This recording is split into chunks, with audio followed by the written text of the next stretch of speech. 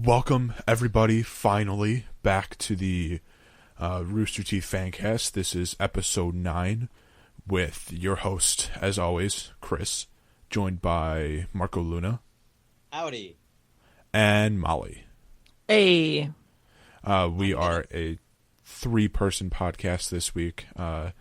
Mary does not have any internet right now. Oh, no. It's going to be 2-person soon when I go outside and beat the shit out of the person revving his motorcycle. And It's going to be 2. She texted me and said she's not going to be able to get anybody out there until Monday. That sucks. Yikes. Rip Mary. And she was almost able to get to the library near her house, but they closed 2 hours ago. And so she had no options left. Can you imagine having the conversations that we have in a library? Like, yeah. At some point, peanut butter is going to come up, and the librarian is going to ask you to leave. I mean, I almost moved my recording setup to my library on campus.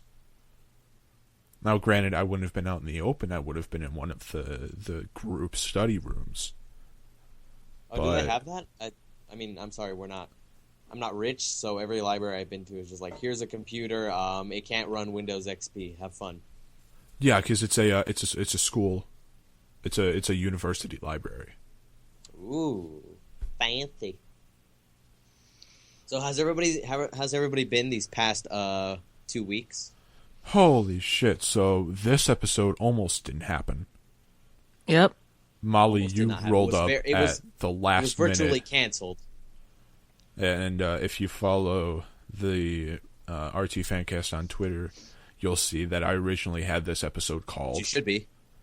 And Molly, you came in at you came in 20 minutes ago. It's like, hey, yeah, I can do it at the normal time tonight. Yeah, I wasn't sure what was going to happen today, so I didn't want to be like, I can do it, and then not be able to. So I just said I probably won't be able to, and then I get to look like a hero. I was. There's your approach to life. Say you can't do it, and then do it, and then you look great. Yeah, keep everyone's expectations low. That's what I do my entire 19 years that I've been alive. By the way, happy birthday to me, right? Yeah, happy birthday. That was like 10 days ago, literally 10 days ago when we're recording this. We would have discussed it last week, but last week didn't happen. Dude, so being 19 is like, either way, my life was in shambles last week, so I wasn't going to be on anyway. But, yeah, it's interesting to be like, go from 18 to 19 because it feels like it's sort of a mid-age, if you know what I mean, like between 21 when you can drink and 18 when you're an adult. Like those 2 years in between really don't matter. Well, the only difference between 18 and 19 is that now that you're 19, you can go to Canada and get wasted. I can? Yeah. The drinking age. How did you not know that the drinking age in Canada is 19? Toby, shout out. Holla at your boy, Toby. Shout out to my friend Toby. How did you not know that? Everyone knows that. I don't Even research Canada's drinking age. I'm not super like. Fuck you. Fucking Detroit. You drink when you feel like it. No one's gonna tell you shit. All the cop is gonna do is gonna walk up to you, take a swig, and say, "Keep on going. Keep on going." All right. I mean, chill out there. I've only ever had a drink, like really had a drink in Canada. So slow your roll there. God. Slow your roll there. I haven't been to Canada. I really want to go. I want to go to RTO. Is that still a thing? Does that still happen? I think they just go to Fan Expo now. Oh, yeah. Same. But, yeah, no, I mean, if I go to Canada, it's going to be to see stuff, but, I mean, I might as well go for a convention, too. You know, 2 birds with 1 stone. Dude, you could come up to Michigan for UMaCon, which is a comic convention. Dude, I want to see Team 4 Stars panel. I want to see Team 4 Stars panel at UMaCon so bad. That's with the traffic in the tunnel. That's a 20-minute drive to Winter Casino. Ooh. That now that you're 19, you're legally allowed to enter and get a drink.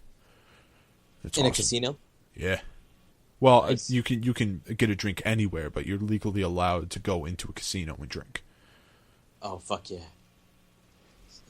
Just walk in and be like, I will have my, what's it, rum and coke. Hold the rum, please.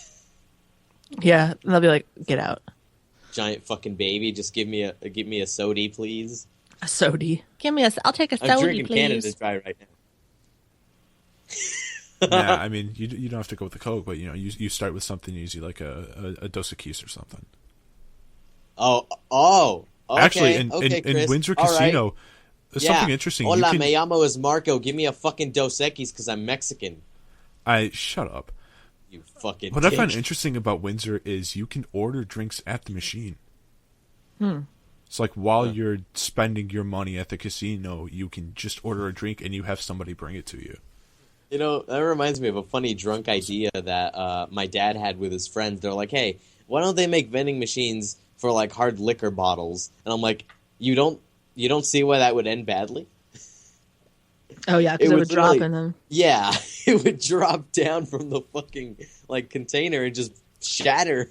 Well, no, they Idiot. have you seen those really, really, I don't want to say high tech, but high tech vending machines where they have the cup that'll go up to the slot and the bottle just barely pushes into the cup and it drags it back down to the slot. Ooh. You know It's what like was really nothing high-tech drops at all. This was also featured in an RTAA. It was mentioned that newfangled soda machine thing way back, like newfangled before. Oh, the touch screen. Yeah, I So remember when I those are first saw awesome. that as a kid. Yeah, as a kid in this like one, it was in the middle of like Garden Grove, California, in this like small time like burger place. Really nothing super fancy. There was only two of them in California. And then I walk inside one day, I see this freaking soda machine. I'm like, what the hell is that? I thought it was gonna be like, I thought it was because they had those claw machines there. I thought it was like a game or something. It was a video game. And I was like, okay, go get your soda. I walk up to it. I'm like, I can't reach. Yeah, I couldn't reach in the first. I It hadn't was pretty seen one cool. until like some point last year at some Arby's. I don't even remember where it was. But I went in and I saw it, and it was like the same. I was so confused. I had never seen this thing before. And I walked up, and for the first time, I was like, I have no idea what the hell I'm doing. I don't know how to work this thing. And it was easy to pick up, And but it was the it was amount weird of being flavors they confused had with in there something. is incredible. I didn't know that cherry Coke existed until that machine came around. Seriously? Yeah. It was just like, you walk up, when it used to be those old shitty ones that most places still have the old normal ones. Like, they don't have that touchscreen one always, because it's Coca-Cola, mainly. So, if you want, like, other drinks, you have to have the normal one. But anyway, so, like, it would be like, oh, hey, here's Coke, here's Diet Coke, here's Sprite, and, maybe Orange Crush, that's it. But with this newfangled one, it's like, so many different flavors. That's how I discovered a lot of drinks. I can't believe you had to wait for a touch-screen vending machine to learn about Cherry Coke. Yeah, I didn't know what the fuck a cherry Coke was. I'm like, what is that? Why does it sound, like, weird? Oh, you know that high C tropical punch stuff? Yes. I love it. It's good stuff. But when I was a kid, I walked up to my mom. I'm like, Mom, I want a hick. Oh, Jesus. My Marco. mom said, what? I'm like, I want a hick. I want one of those hicks. Can I have a hick? Mom, please. Mommy, please, I want a hick. It's like, it's not a hick. Marco. Come on. Seriously? My mother, the Mexican woman, like, knows less English than I do, knew that it said high C, not hick. So I'm a fucking idiot. God damn. I still want it. I still want some. You still want some hicks? Yeah, for sure. But anyway, Dude, so all what's of this talk about soda and shit makes me upset that I've not really been following along with Buff Buddies. Oh Too yeah. much. I watched episode 1. It was fun to watch. I love Zach. But I mean, it's fun to watch, but I'm sure shit not gonna stop eating like a pig. I Yeah. need to, but It's cool to see. I've seen some of the people I follow on the site posting up their Buff Buddies like stuff because they're encouraging other people to participate on the site and stuff. Yeah. And I think they're going to be giving away prizes and stuff for people who are really sticking with it. Yeah, so I've already seen like a couple people on the site doing it, which I think is great. It sounds like the first Absolutely. week was pretty rough for them. But Josh, I think More power to them though, because that's really cool. yeah, I think Josh has like an advantage over both of them just because he's been the special ops. So Oh yeah, right. You're right. he kind of like knows how to like that he can get through getting his ass kicked. What can't that beautiful man do? He was on the Funhouse did a live Veterans Day stream. Then they were playing Black Ops with Josh. So Josh was in LA for some reason. It was really funny. I really enjoy Josh's commentary. I think he's really fun. I hope that he does more. I'd like to see him do Let's Plays because I think he's just really funny. And they were playing Black Ops 3, so they were like asking him like about his exosuit and the special ops and stuff like that. That's pretty funny. I believe he did a game time with Bernie too. That's also how I got to know him when he wasn't in stuff as much. Like, oh, really? Back when. I'll have to go back and look. Yeah, he did a game time with Bernie where he just kind of interviewed him and talked with him about when he was in the special ops and whatnot. And yeah, it's pretty interesting. I miss those. I wish they would do more game times. Yeah. Well, because I think like part of the Laser team. yeah, God, you know exactly what I'm saying. But they do a lot of like the podcast people, and I do like those a lot. But yeah, I just really like when Bernie sits down with anybody, really, because like he could sit Yeah. down with anyone and just make them seem so interesting, and you know what I mean. Like he's just such a personable person. Which also reminds me, we talked about this before, how Gavin is now creative director at Rooster Teeth. But I remember listening to a game time with him and Bernie, where Bernie at one point was talking about how he could, if I remember correctly, he could see Gavin possibly running Rooster Teeth one day. And I'm like, Oh, really? Man, that's really starting to come true. Like, Yeah, little by little. I mean, it worked. Gavin knows what Rooster Teeth's been. I mean, he's been there since. Oh yeah, essentially the A while. beginning. Yeah.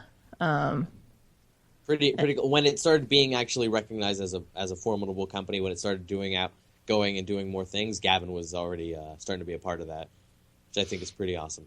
And Well, he's yeah, really I good. like.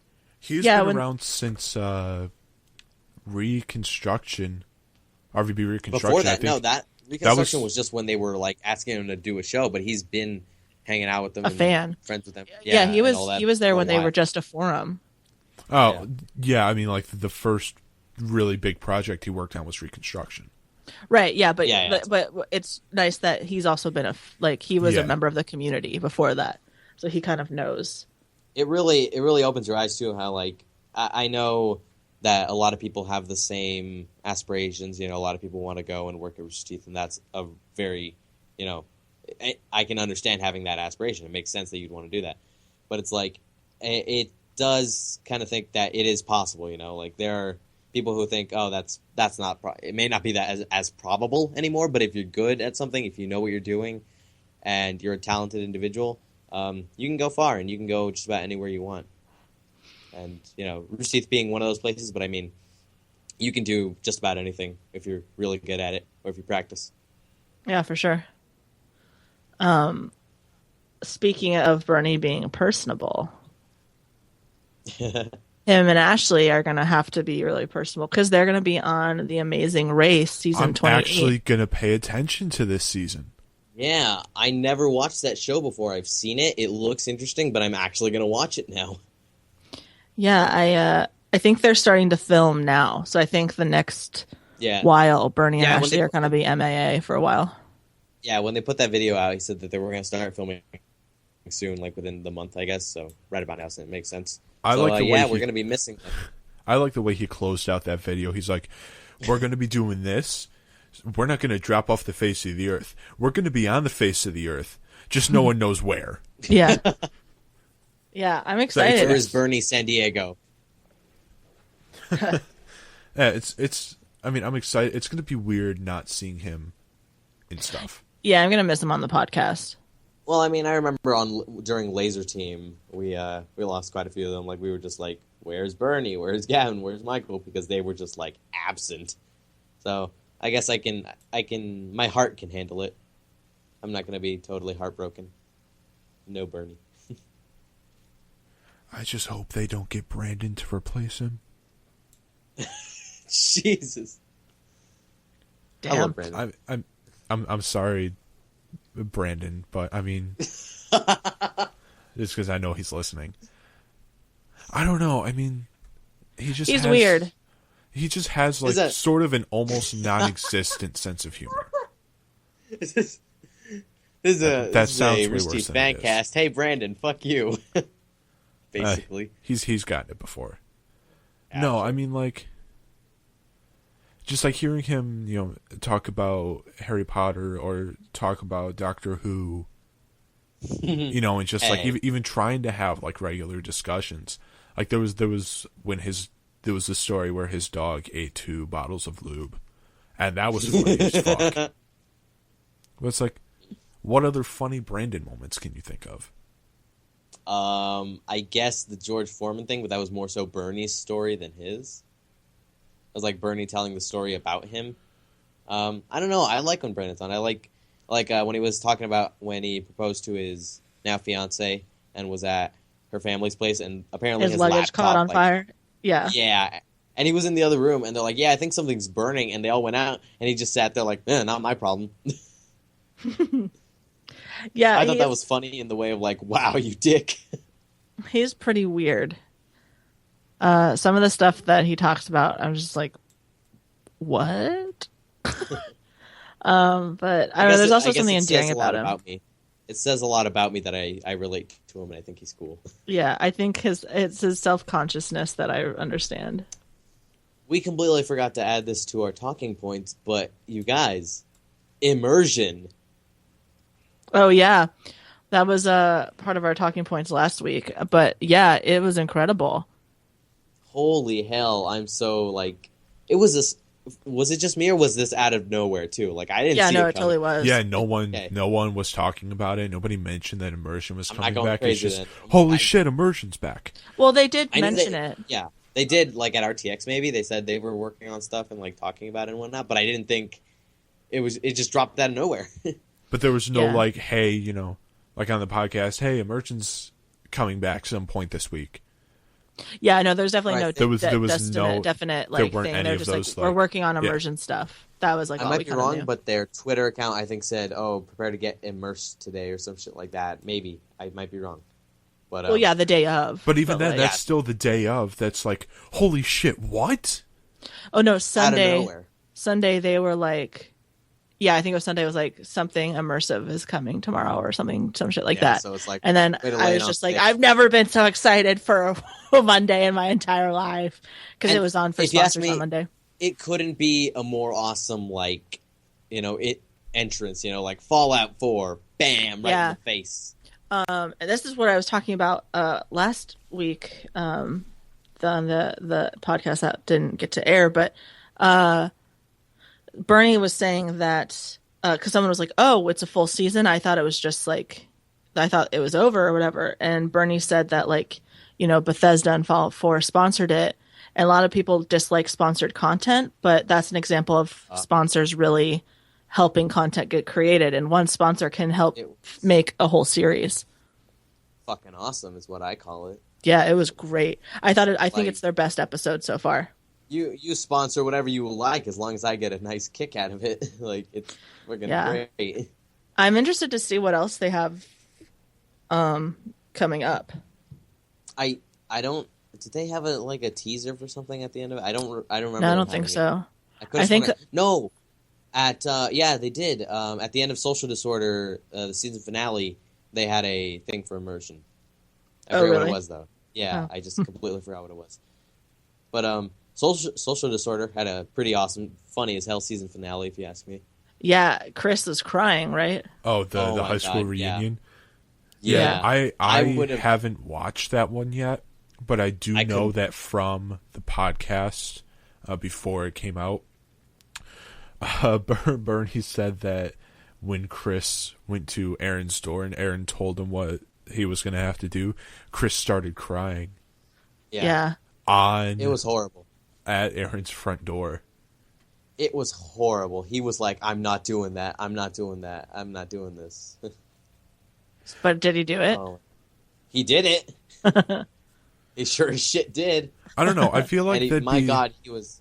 I feel like that would be easier for Chris because from what I understand, even through high school, like people knew him as this really weird dude. So stuff like that wouldn't seem like way too out of character for him. I was pretty amazed at like these people because my idea of high school reunions, especially 10 years later, it's like nobody's gonna remember me. Who the hell am I? Why am I here? They're gonna be like, who the fuck's this guy? Maybe like, oh, I think you annoyed the shit out of me a lot. But anyway, I was amazed. Like during that, they were like talking about him like away from Chris, his classmates, and they're like, yeah, he's like a really smart kid though. He is a genius. He is a genius. But I don't know what's wrong with him right now. Like that boy is a genius. Like they knew him. Like they were like, yeah, the kid's smart. What is this? He's gone off the rocker. That's crazy. God. Oh man, I love that show. I don't know why. Like people say like, oh, I can't watch it because cringe, but no, I watch it because of that, and it's incredible. Yeah. Well, it makes me so happy. And Chris is really smart because he got promoted to head writer of live action department, and Miles is now the head writer of animation. Man, people are moving up in the world. Well, and also like those are positions that didn't exist in the company. I think it also shows that the company's getting bigger and they're making positions for people so that it's not, because before, I mean, in the beginning, like for example, Gus did everything. Like he was there. Technologically wise, like they do everything.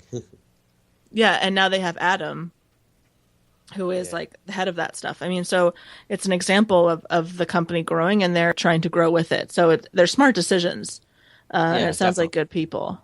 And I appreciate that, again, there's a lot of talent in people. Like, these are all very talented individuals, very smart individuals, very creative individuals. And Rooster Teeth sees that, and instead of being like, all right, we're just going to keep like the same people that started the company doing the same thing. It's like, no. We're making things for these people. We're like doing stuff for them so that they are recognized more high uply, I guess, in the company, and like employee ranks, I guess I would, lack of a better term. And I think that's really cool because obviously, I hate to say it, but obviously the same people aren't going to be around forever doing the same thing. So obviously they have to plan ahead, and I think that's very smart and very awesome of them. For sure. I think one thing that Gus, speaking of new positions, I don't think any of you guys knew this, but Gus was promoted to Cheese Master during the extra live stream. That was incredible. I want to say this right now. I love Gus. I love drunk Gus. I want to meet Gus, and I want to meet drunk Gus. I knew that he was drunk because he was touching people. Yep. That was beautiful. And even on stream, like as Gus went around touching people, that's when everyone else realized that he was like drunk. So way gone. It's like, oh my god, he's touching people. What the hell happened? He also starts getting louder and punchy. Because usually he's got real he's all right, physical. And he'll get loud and stuff like once in a while if you're like in an argument with him. But this time he was just like, he would turn to look at Blaine, I think, and he's like, Jack's beard, sandwich bread, and you're gonna fucking eat it. Like, yeah, it was fucking and he was like, I'll eat it, I don't give a shit. And then I love when he was like, Uber. Before he left, I think he wanted Cole to eat it too, and they didn't let him eat it. So Gus comes back, like gets near him, and he's like, "Did he eat it? Did he eat it?" And everyone else is like, "Yes, yes, yes." He's like, "Okay, good," and he leaves again. Cole never ate it. Yeah, he's like, "Did he eat it?" The entirety of that stream was awesome. It was really great. It was gold. Absolutely. They ended up raising more than $600,000 Yeah, that was Michael got incredible. tased, which was fucking. Oh yeah, phenomenal. that was insane. I like Blood. that, and I don't want to sound like a bad person, but him getting tased could not have gone better. Because it's all this build-up, he gets tased, and the moment he starts to go down, the stream crashed. And everybody flipped out. I think that was on the site, though, because I was watching the YouTube feed, and I was fine. I still saw the site No, so crashed. the site crashed, and people that were on the site started freaking out because they didn't know if, like, Michael was okay, is he it was a stream problem, or if they cut the stream because he wasn't something okay. bad happened. Yeah. It's always possible. Like, but I would have freaked out too if that had happened. I would have been like, "Whoa!" It was great. And then Jack's beard. Jack is now beardless. It's so weird. It's so unnatural weird to look at. It's so like I freak out looking at it. Not because it's not a bad look. I'm just not used to it. You know, it's just like you've seen this beard on this guy for years, and now it's like nothing. I wish Jeremy's beard had gotten at least trimmed. I just want him to trim his beard. That's all I want. I mean, Matt? No, Jeremy. Oh yeah, Matt. No, you're right. You're right. I'm like, Jeremy has a pretty I always short picture beard. them together. Well, I mean, they were like the ultimate form of together when they kissed. Oh yeah, that's right. Did they we did. talk about Little J getting on Ray's spot in Minecraft? I shouldn't say Ray's spot. I should say the like, you know, the 6th spot. Yeah, Lil J is a full member of Achievement Hunter now. I Who is love that? that. I love something. It's like Jeremy. Oh, Lil J. gotcha. Lil J. Oh But yeah, yes, we were just said his name, and then you're like, "Oh yeah, I Lil was so J." confused. You're like, who's that? I'm like, are you trying to make like a Roy joke or something? No, fuck those jokes. But yeah, he's yeah, I'm happy to see that. I'm like, yeah, I don't know why. It brings warmth to my heart. I like seeing that. I'm like, yes, good, Jeremy, be one of them. Go. Be free, Jeremy. Be free. Fly, little butterfly, fly. God damn it. Oh, I guess it's he was a caterpillar and now he's a butterfly. Right.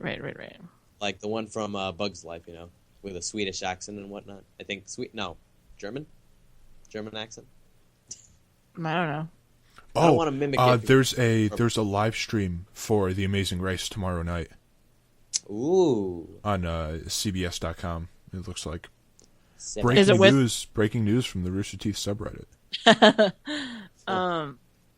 So yeah, what else? Now we got our RT stuff out of the way. What else is Well, first.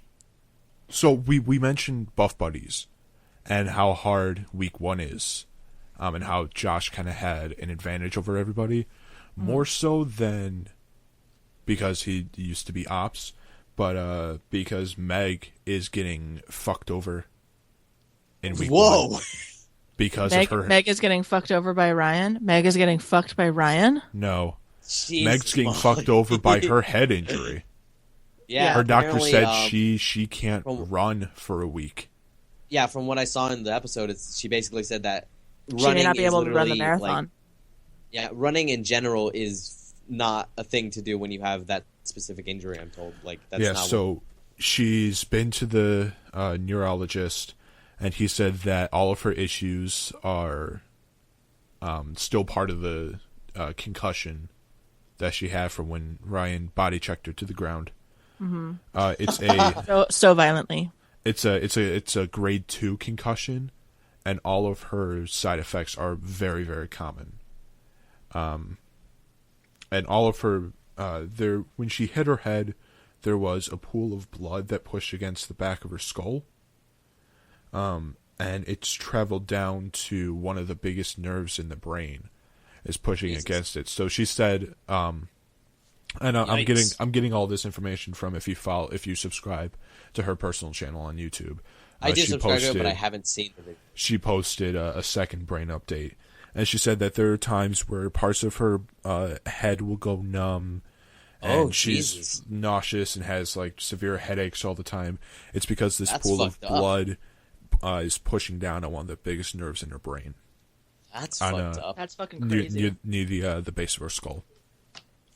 Fucking hell. but she's been told to, she can't run or do any sort of heavy physical exercise like that. She has to ice it twice a day for 10 minutes. And just there's a simple exercise to kind of break up the pool of blood back there. So it looks like, it doesn't look like it's going to be permanent. Like, that just sounds pretty brutal. But in general, it's like, going to be around just enough to fuck her in Buff Buddies. God, please stop saying that. That sucks, dude. Makes me uncomfortable. That really sucks. Yeah, but I'm glad it's looking like she's going to be better. Yeah, I hope she gets better. That sounds dangerous. Concussions suck. I don't want to say I've been interested in Meg because that sounds kind of creepy, but I've been kind of following Meg since I found her on SourceFed years ago. It seems like. So, Chris, what you're telling me is that you discovered this attractive young female, and you've been tailing her ever since. No, you've just been keep going. I'm just gonna go, and I'll come back in like 20 minutes, and then when you guys are finished, you're gonna need more than 20 minutes for me to get Mark. 2 got weeks. a lot of stamina. 2 weeks worth of not being or not doing anything like podcast related. I'm like literally, what's that word? What's that when you not to make light of drug addiction, but when you're trying to get off drug addiction and like you're having like the shakes and whatnot. Is that withdrawal? Withdrawal symptoms. I'm having withdrawal symptoms of not being in a Skype call with people I enjoy and talking about Rooster Teeth. Are you in a Skype call with people you don't enjoy a lot of times? I don't really know. Just kidding. Wow. All right. But yeah. So feel better, Meg. That shit's painful. Yeah. Goddamn. I wonder if Ryan feels really shitty about it. Like, I know it wasn't like I know he didn't do it in. For the first while after it happened, he was very, very consistent in saying he did feel bad, but he did also say that he wasn't expecting to have to do anything, because if you watch the episode, they're basically in a full body pillow. Yeah. And he said he does feel bad about what happened, but to retort the critics that weren't there. One, that was part of the game. Two, he didn't expect anything like severe to happen. I also feel like he didn't shove her either. Like, it was really. I feel like no one's gonna. People joke that like, oh yeah, you totally like dropped her to the ground or some shit. But it's like, obviously, people, if you're smart enough to just go back and watch the videos or like. And she was. She said originally like, we don't need to wear helmets too. Oh God. And they were like, oh no, you need to wear helmets. Yeah, crazy. Because they're Meg's sumo suits. Sumo suit. She just owns them. I want one of those suits. But can I just say, this weekend, a really special thing happened. Monday, Tuesday, and Wednesday. Should I be oohing in a good way, or should I be oohing in a like, oh? Wait. No, in a good way. Okay, good. Shia LaBeouf gave us a wonderful gift.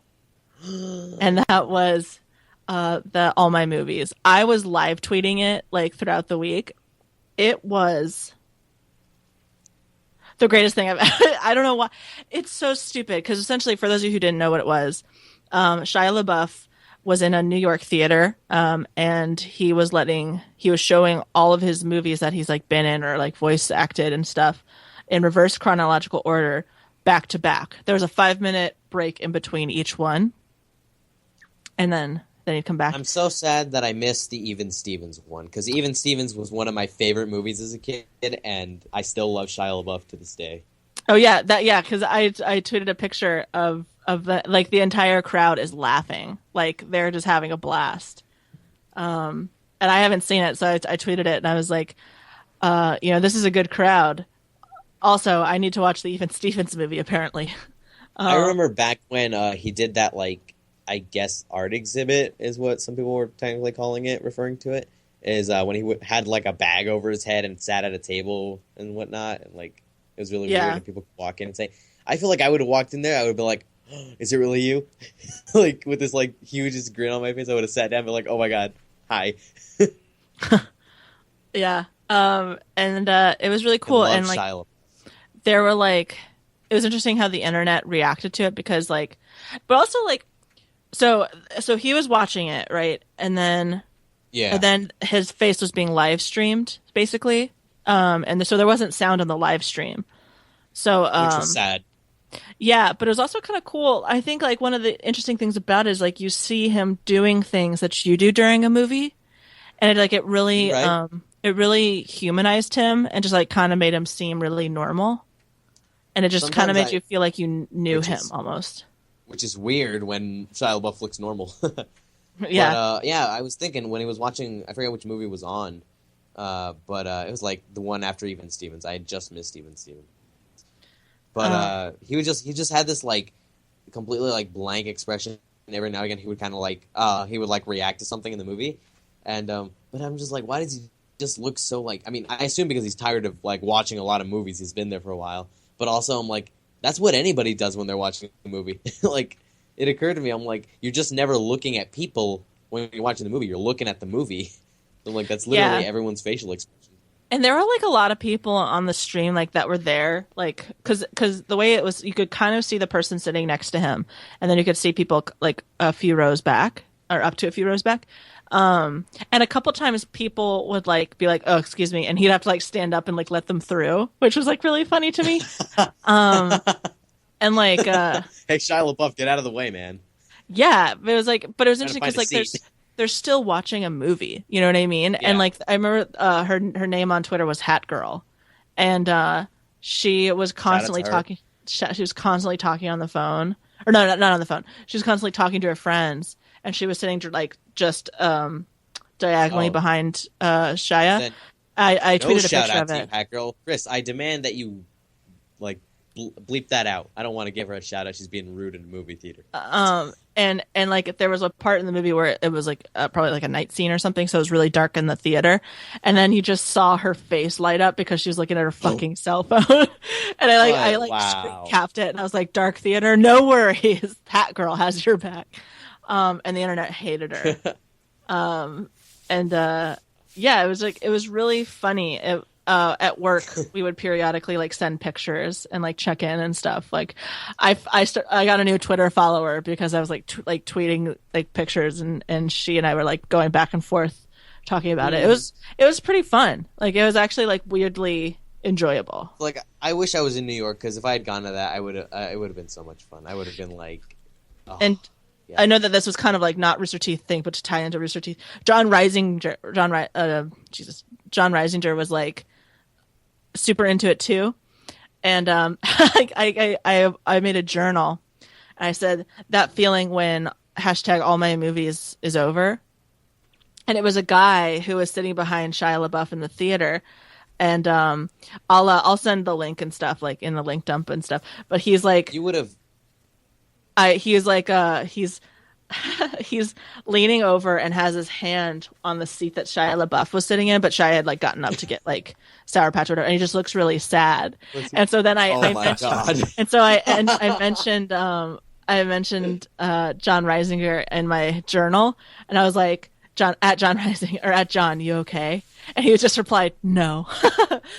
Oh, that's great. That's funny though. Just like, there's a camera right there, and you just put your hand on the seat and have this like dead expression on your face of like sorrow and longing for Shia LaBeouf. Really great. I got some good ones. Jesus, had I sat in the seat behind him, like if I'd gone, you would have like when there was light in the theater, you would have just seen my eyes like looking right at him, and like you would have seen like the bullets of sweat coming down my forehead. Well, it was interesting too. I don't know if you noticed this, but like every once in a while he started out, he was in a t-shirt, and then he was in like a hoodie and a parka. And I was just like, what is the temperature like in that movie theater? God, yeah, man. I mean, it's New York, so I guess cold, but I mean, you'd think they would heat the place up a little. I guess maybe body heat, so just kind of like wear clothes, and then there's a lot of people. Maybe. Yeah, that's true. Apparently, like I always thought that New York is like a freezing hellhole, but not a freezing Iceland or something. But no, apparently it gets hot there. Oh yeah, apparently New York can get hot. Had no fucking clue. I thought literally it was just always not cold. super humid, but it does get pretty warm. I was there 2 years ago, I think now. 2 years ago? Mm-hmm. It'll be 2 years ago this spring. I was there for a school trip for marching band. My senior year, we went to New York. Nice. It was either my junior or senior year. I went to New York, and it was amazing. And like I was expecting the same thing. I had a jacket, and I expected to need it every day. I wore it once. Jeez. It was the day we got off the plane, or not off the plane. It occurred to me that like when I was raised, I don't fly often. I never flew very often. I think I've flown maybe like 5 times total in my entire life. Well, no, that's a lie because I count flying one time every trip back, not like connection flights and like if it's a round trip, I count that as one flight. But like I always had this thing where I'm like, I have to dress nice, right? I'm on an airplane. I have to look my best, or not my best, but like, presentable. And it occurred to me, I'm like, no, I fucking don't. No, I can show up in a fucking t-shirt and jeans if I felt like it, dude. Like as long as I'm not like dressed like a maniac. Like it occurred to me, I'm like, what the fuck kind of lie have I been living? No, when I flew to Costa Rica, on the way there, it was Detroit Metro to Miami, and there was a 12-hour layover in Miami, I think, something stupid like that, and then it was to Costa Rica the rest of the way. Loves the señoritas, Chris. I had on a tropical shirt and jean shorts for that entire plane ride. Wait, when you say tropical shirt, do you mean one of those like button-up short sleeve like shirts with collars that have like flowers and shit all over them? Oh yeah. You're a fucking you're a tourist piece of shit. I have it in my dorm room right now. I'm looking at it. It's you're the most touristy son of a bitch ever. Did you also have like sunglasses and a sun hat with like sunscreen on your nose? No, I wear glasses, so I don't have the ability to wear sunglasses, and I don't wear sunscreen because I don't burn. I can't tell you the last time I had a sunburn, so I skip it. The last time I had a sunburn, I literally wanted to die. I didn't want to live anymore. I thought, this life isn't worth living. I'm done. I couldn't wear certain shirts because certain shirts would like kill me. I was like covered in head to toe in aloe vera for like days. And then when I started peeling, it was freaking disgusting. It just, I hate the heat, man. I hate the heat. Which is weird that, I live in California and I'm only going to be living in, like, Texas at some point and hot places. Fucking ridiculous. So, the Bob Ross thing, they're streaming it now, like, because initially it was just going to be for, like, the 200 episodes, right? I love Bob Ross. Like, I'm gonna be honest with you, I didn't watch it ever when I was a kid because, I mean, I was broke, but I wasn't, like, broke. I could afford cable. But, oh, okay. I'm not fucking... Living the life of luxury. I'm not PBS poor, but, whatever, dude, I had cable and I still watch PBS. They got good shit on there. I think I watched fucking, on PBS, I think I watched Sesame Street. That was it.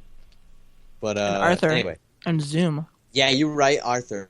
Oh, was this on PBS? But like when I was in elementary school, this is later. Maybe even middle school. I'm kind of a loser. I watched Cyber Chase a lot. That was on PBS, right? That was an amazing show. Cyber Chase was awesome. Shout out to I'm an asshole. I forgot his name. Doc Brown, basically, for being the bad guy in Cyber Chase. God, that was Gilbert Gottfried as the bird. Yeah, the bird, and then still drawing a blank on his name, but Doc Brown from Back to the Future. Christopher Lloyd, there you go. It was on the tip of my tongue. But I'm just like, I love the voices. I'm like, why do I love these voices so much? And then later on, when I was a teenager, and I looked it up, I'm like, oh my god, it's Doc Brown and fucking Gilbert Gottfried. Like, the awesomest guy ever. You're right. But, I loved so I was watching some of the stuff on Bob Ross on there, and I loved how some of the chats in there. I saw this one that was saying that like the chat room proved how awful the internet was, but I thought it proved how funny gamers are because R.I.P. Devil. Like fucking every at the end of every episode, everyone would just type GG. And like and just like somebody was like worst chat or worst stream interaction ever. Yeah. And at one point I typed in Strimmer is this doesn't even notice chat, doesn't read chat. Yeah. And then I remember one point I typed in like is this on Xbox One or PlayStation 4? And then one time he was like in one of the episodes he was talking about like I don't know, something about like different mud colors or whatever, but he was saying like don't mix colors because then he was like Don't be a mud mixer, yeah. Yeah, he was like cuz then you'll be a mud mixer. And then someone in the chat was like watch your fucking mouth. I thought it was so funny. I just Strimmer, really enjoyed it. Why are you so racist? Yeah, I thought it was great. And whenever he would draw something that was like kind of like off like on the white part of the canvas and like looked kind of out of touch or whatever, like it looked like it was wrong, everyone would be like ruined. Yeah, that's I just thought it was favorite really part funny. was when he would as he says beat the devil out of it when he Oh my cleans God, his yes. brush, and everyone's just like rip devil. Rest in peace.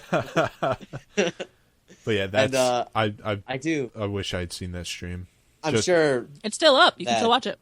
Yeah, Is it? they still pass it every Monday. It's going to be one full series, and then when they're done with all the series, they do like a full run again, like a marathon, and then every Monday it's Monday, I believe, right? They just have Yeah. one series. So like series 1 Monday, series 1 next Monday, series 2 next Monday. I'm not a fucking idiot, but I think Allegedly. my favorite thing that I've seen somebody said you right, that I want to believe that every time he beats his brush and laughs, it's because he can foresee everybody getting a kick out of it in the Twitch chat, and I'm like, impossible, but oh my God, it makes me so happy to think that.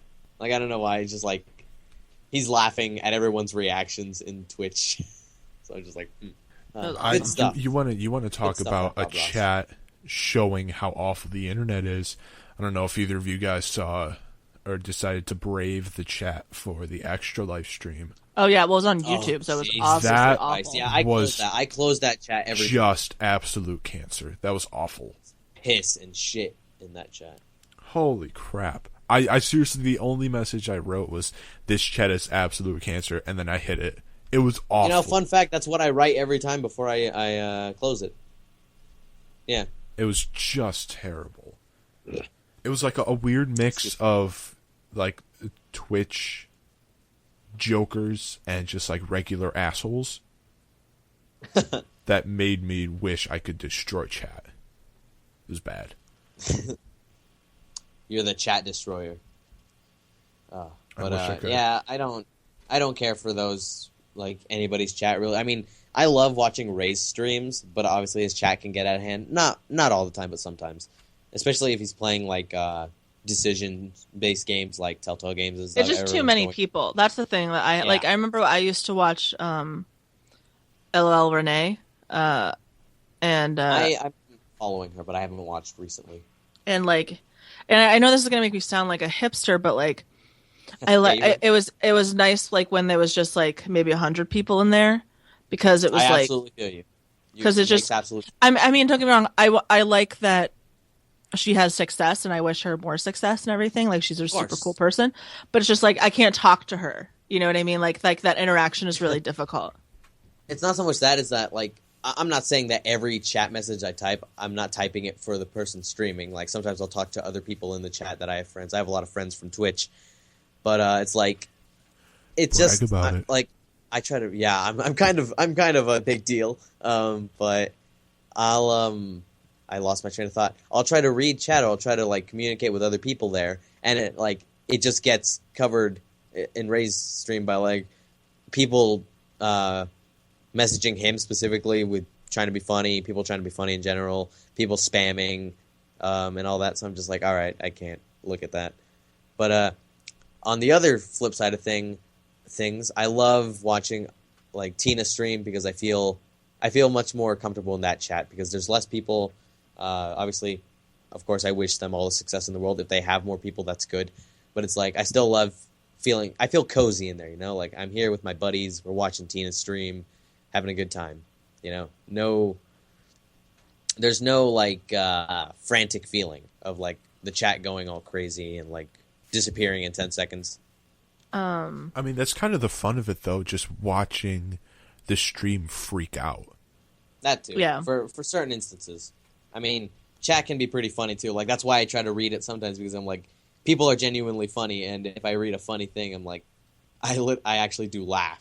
So just like like I was laughing and the Bob Ross. Laughter. Yeah.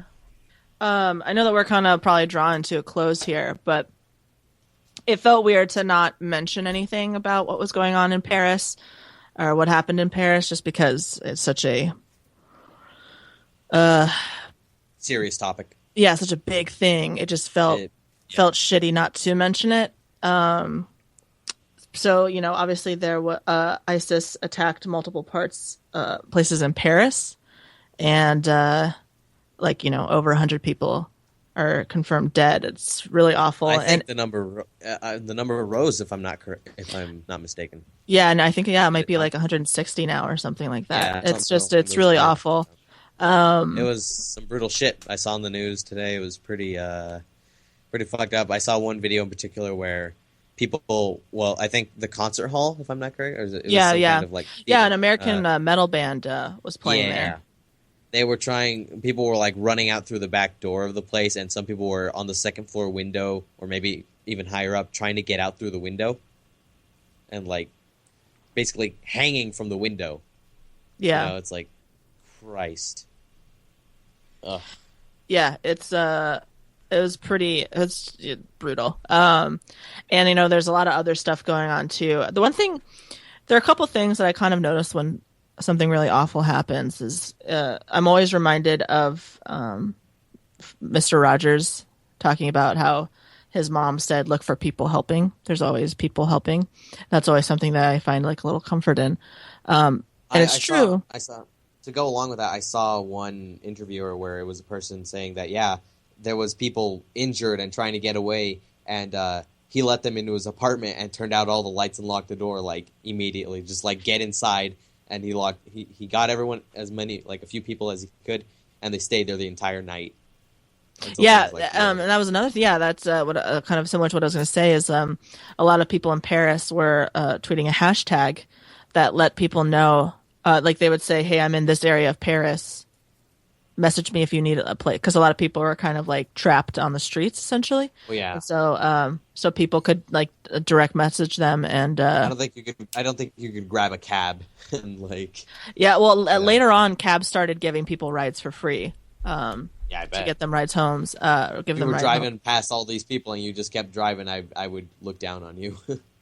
Yeah, well, I mean, and another thing I also is this outrage. I mean, obviously, you have a right to think and say essentially what you want for the most part. And you're also, I mean, it's a horrible thing, so you have a right to be upset and sad. But sometimes people don't know about news as fast as other people do, and it just it really bothers me that people are like, "How can you be tweeting about that when this is going on?" And it's just like, well, first of all, maybe they don't know. Second of all, eventually the world has to keep going, because that's the whole point of these terrorist attacks. That's what terrorism is they do this extreme thing to make you not want to do stuff. They want to have some kind of control over your ideas, over your existence, over what your life is to you. And if you give them that power, if you let them control you with fear and violence, that's exactly what they want. Of course, I'm not saying be a cold-hearted bastard and immediately move on. No, take your time, mourn, collect your feelings and your emotions, love your family, hold them close, and get through it together. Yeah, I mean, it's just everybody reacts differently, and that's something that we have to understand. A lot of people just, And always put yourself in that person's position, because bring up a sensitive topic again, not making light of it. When 9/11 happened, obviously there's a lot of people here in the United States who were right here. You notice it when the closer to home that it hits. Mm-hmm. So even though we're a while away from Paris, that doesn't change the fact how big of a thing it is. Although it may not seem big and pertinent to some people, put yourself in the position of somebody who is few feet away from a bunch of guys with guns. Yeah. You know, it's not fun. It's not something you can get over quickly. Yeah, I mean, it's just, it's, my heart breaks for Paris, and, and there are a lot of, there are a lot of Americans there, a lot of people, from other countries are there. Yeah. That was another thing that I saw that made me really happy. And, people were posting the embassy numbers of different countries. So if you were there and trying to find somebody to call for help or something, you had that.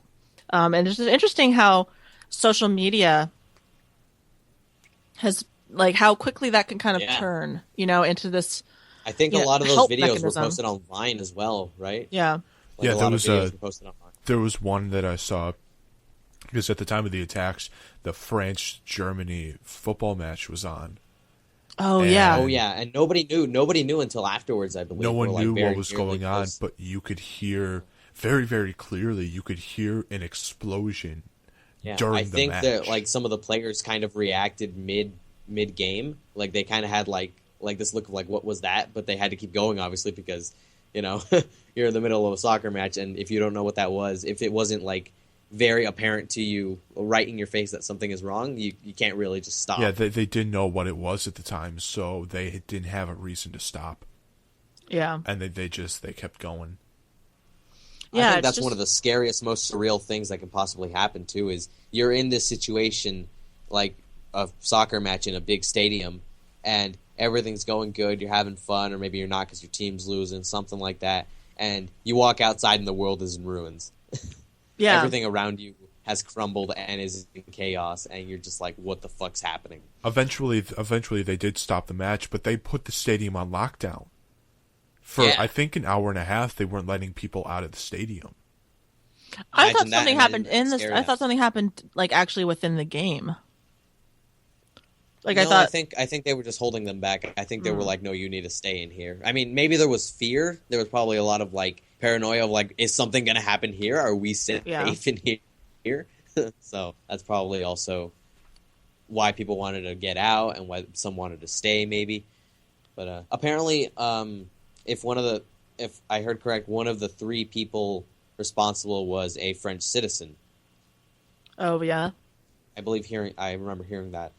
Yeah, so I think France has a real, I guess it's like akin to like a lot of the like, stereotypes here. I'm sorry. The president of France, I believe, was at the game.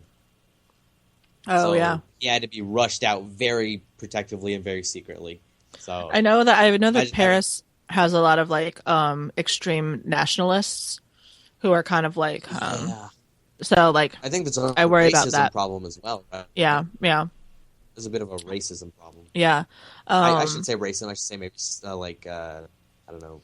Well, and the problem now, I think the problem now is that I think one of the people had like a Syrian refugee passport, and so now people are going to start really like it's just, and the thing is, and I don't mean to be like super political, but hopefully somebody listening to this understands that when you have a flock of people coming in, the majority of those people, refugees, are people running from those people, and I hope that that resonates with anybody. A lot of people forget that. Yeah, that evil is the same thing that those refugees are running from. They're trying to get away from that, and unfortunately, it has followed. It has come to you as well. I mean, and when you have evil, it's going to take advantage of kindness, and unfortunately, I mean, it's just fucking God. I hope all that. It's just like one of those things. I remember it's like sitting there last night. It's just like, fuck, dude. Like I feel so fucking helpless. A lot of what feelings, and this is going to be, I guess, worse there because there's already tensions between people that are just different from each other in France. Yeah, I think there's they have a lot of problems with refugees, and now that this is how people feel about them, they're going to be like, and it's a lot of paranoia that happens when these kind of things happen. When it's like with us. It's someone. If we see back when 9/11 happened and the aftermath of that, a lot of people started getting really freaked out if they saw a person of, Middle Who Eastern. looked like they're of Muslim descent. Yeah. Yeah, something Yeah, like Middle that. Eastern. And immediately thought this guy's going to do something. And Yeah. that's not the way to go about things. Obviously, there was a lot of paranoia at the time. I like to think that's died down, but there's still obviously people. I'd like to think so too, but Yeah, well, I mean, like you don't hear about it still dying very down. apparent. Yeah, I mean, I'll even remember during World War II. You remember? We put but like if you remember reading about it in World War II, Of course, yeah. Like George Takei's family were put into concentration camps essentially. Put all the Japs in Japanese, concentration camps. All right, well, that's Very sensitively said. Very well done. I don't think that word is supposed to be... That was the attitude at the time. It was Oh, that's okay, yeah, exactly yeah. how people thought. Oh, Yeah. okay, I thought you were just saying that Yeah. casually. No, absolutely not. But I read a book about that. It was a very interesting It's book like, told that's by... that's exactly how they treat them. It's like Yeah. you take all the damn Japs and you move them somewhere else. yeah. Are you Patrick Star? Let me. We take the Japs and then we put them somewhere else. No, it's just like it's crazy how often history repeats itself. It's Yeah. like all of these parallels, decades after or whatever. Of course. I will find the link and give it her the link up. But if you want to help in any way that you can donate to the French Red Cross. I believe if you go to the Red Cross, you can Google it. It's a little confusing, but you can kind of dictate where you want your money to go. And if you search France, I believe it will. You have to scroll down and search for it. It should be fairly easy to find a donation link, official one. Be careful, don't fall for any because there are shit people out there who will. Well, sorry, Marco cut out there, but Yeah, there are people that will just want to take advantage of this stuff, and they will post fake links. I know the Nerdist, Geek and Sundry, they've posted stuff. But yeah, I'll find the link and give it to you so you can donate to the Red Cross.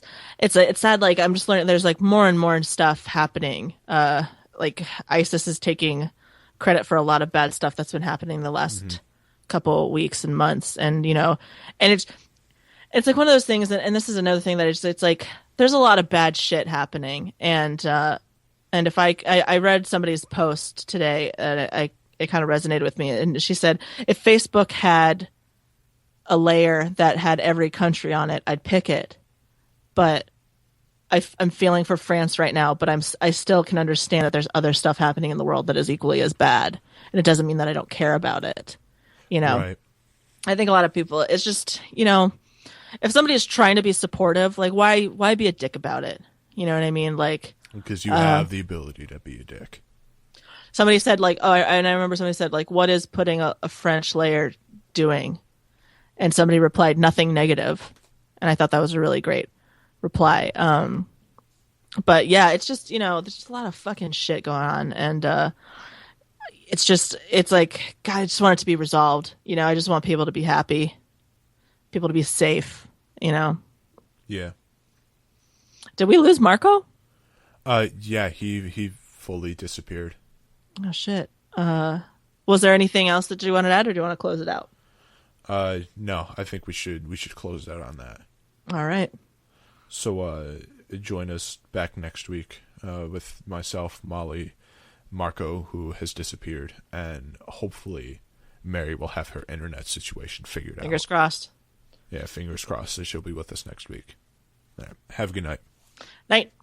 I feel like we should say something in regards to that in particular. Is that tragedies and stuff like that happen. It doesn't invade every single part of your life, and those kind of reactions of we can't talk about this, or we can't talk about something that could be related to something that someone could infer from that they could then apply to a different part of their life and therefore be insulted by it. So we shouldn't be allowed to talk about it. Listen, people do these kinds of things. They put bombs in crowds because they can't affect people on a massive scale. What the real weapon is fear and terror. These people are monsters. Anyone who's going to take a bomb and put it in a crowd of people, they are a monster. We are not the monsters. The rest of us, you included, you are not the monster. Okay, and just like these make-believe monsters that people get scared of, they feed off of fear as well. And so what we can't do is we cannot play into that. We cannot let them feed off of our fear. We can't give them the pleasure of watching us like little children jump from the carpet to the bed. We can't let them witness us running up the basement stairs after we flick off the light because we're afraid. That is the thing I like about, and I'm not a... Yeah, but I mean, the point I'm making here is that you cannot give into it. You cannot play into that fear. We are not the monsters. The rest of us are not. These people are the monsters, okay? We do not have to be afraid of the dark that they live in. That is the point. Don't fall into it. This is what happens every time, and people get up in arms about things, and they get emotional, and they make emotional decisions that affect the rest of our lives. Best thing that you can do is help people who are hurt and get them back on their feet and in a real effective manner, and then figure out how to go forward from there. And don't celebrate these people by being afraid of them. That would be my advice to you.